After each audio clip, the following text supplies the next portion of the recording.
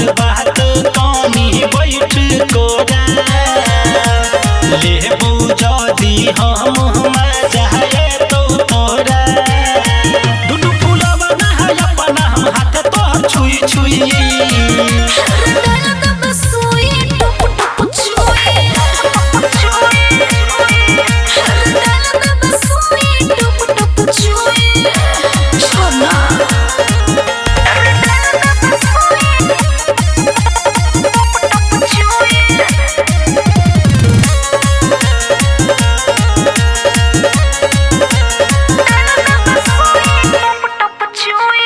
मियां खलीफा वाला खेले देखे लगे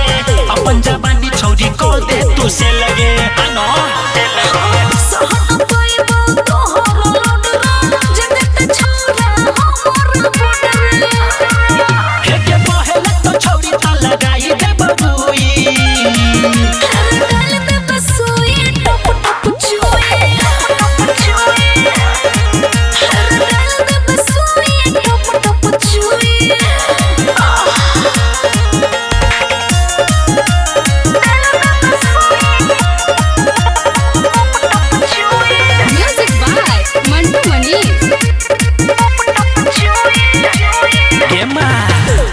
डोज में फजे बेताजा और तो के छौरी तोरो तमाजा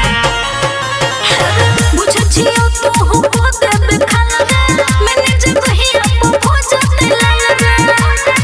गुटू के हथियार छौरी के तोरे पमुई